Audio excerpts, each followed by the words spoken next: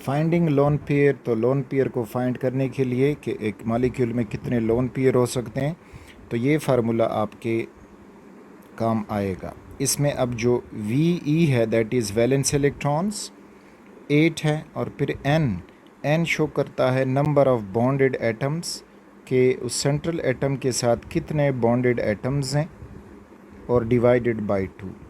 तो इससे आप लोन पेयर मालूम कर सकते हैं एक मॉलिक्यूल में। फॉर एग्ज़ाम्पल हम शुरू करते हैं सल्फ़र डाइऑक्साइड से SO2, और इसमें देखना चाहते हैं कि कितने लोन पेयर सल्फ़र के पास हो सकते हैं।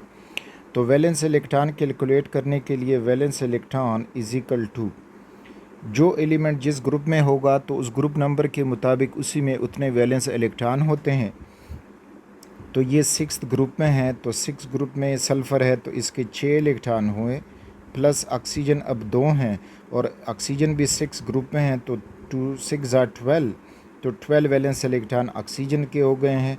तो you got a total answer of 18 electrons.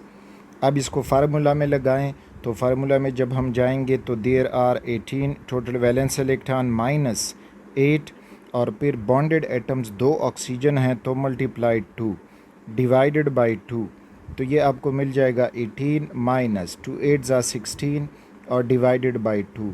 तो यहाँ से आपको मिल जाएगा 2 divided by 2 is equal to 1। तो मीन्स कि सल्फ़र डाइऑक्साइड में एक लोन पेयर मौजूद है। और जब हम उसको स्ट्रक्चर ड्रा करेंगे तो यू विल गेट कि ये वो लोन पेयर है इसका। इसने डबल बॉन्ड बनाया है ऑक्सीजन से, और फिर कोऑर्डिनेट कोवैलेंट बॉन्ड बनाया होता है ऑक्सीजन से। तो इस तरह से इस एक लोन पेयर की वजह से इसका शेप जो है वो वी शेप या बैंड शेप हो गया है। So this war for sulphur dioxide. Remember कि मैं इधर लिख देता हूँ कि हाइड्रोजन बॉन्डेड हो तो ये फार्मूला फिर उसके लिए इस्तेमाल नहीं होगा, और हाइड्रोजन वैसे भी इजी है। फॉर एग्ज़ाम्पल वो नाइट्रोजन के साथ बॉन्डेड है, तो अब नाइट्रोजन जो 5th फैमिली का मेंबर है 5th ग्रुप का, तो उसमें एक लोन पेयर होता है। ऑक्सीजन में H2O के साथ बॉन्डेड हो तो इनमें 2 पेयर होंगे, और अगर फिर HF है हेलोजन्स के साथ बॉन्डेड हो तो उनमें फिर 3 पेयर लोन पेयर मौजूद होते हैं। जबकि बाकी सब के अप्लाई होगा, लेकिन हाइड्रोजन बॉन्डेड हो तो फिर अप्लाई नहीं होगा। तो ये इसमें आपने एक एक्सेप्शन साथ में याद रखनी है। अब फॉर एग्ज़ाम्पल इसमें हम ज़ीनॉन हेक्साफ्लोराइड में या टेट्राफ्लोराइड में ज़ीनॉन टेट्राफ्लोराइड हमसे कहा जाता है कि इसमें अब ज़ीनॉन के साथ कितने लोन पेयर मौजूद होंगे। तो अगेन ज़ीनॉन जो है वो 8 ग्रुप का मेंबर है, तो इसके वैलेंस शेल में 8 इलेक्ट्रॉन हैं, प्लस फ्लोरीन जो है वो 7th ग्रुप का मेंबर है और 4 फ्लोरीन है, तो 4 28, तो टोटल 88 हो जाएगा। और टोटल इलेक्ट्रॉन हमारे पास जो हो जाएंगे दे आर 36। फार्मूला में लगा दें वैलेंस इलेक्ट्रॉन 36 माइनस 8, और बॉन्डेड एटम जो हैं वो 4 हैं, they are fluorines, divided by 2। तो यहाँ से अब हमें मिलेगा कि ये 36 हुआ, माइनस 4 8 32 हो गया, डिवाइडेड बाय 2। तो 36 के 32 निकालेंगे तो you will get 4 divided by 2 is equal to 2। तो मीन्स के इस मालिक्यूल में 2 लोन पेयर मौजूद हैं। तो अगेन देखें ज़ीनॉन 8th ग्रुप का मेंबर है, तो ये हमने ज़ीनॉन बनाया। अब इसके आखिरी शेल में 8 इलेक्ट्रॉन हैं, तो उसमें 2 लोन पेयर हैं, तो इस तरह हमने वो 2 लोन पेयर शो किए। और बाकी ये 4 सिंगल बॉन्ड बना चुका है फ्लोरीन से, तो वो हम कुछ यूँ शो करेंगे कि ओवर हियर ये एक फ्लोरीन हुआ, दूसरा फ्लोरीन हुआ, तीसरा फ्लोरीन, और ये चौथा फ्लोरीन। और इस शेप का जो ये ज्योमेट्री है या शेप है, तो ये सीसा शेप कहलाता है, सीसा की तरह है। तो इस तरह से आप किसी भी कंपाउंड में फाइंड कर सकते हो कि उसमें कितने लोन पेयर मौजूद होंगे।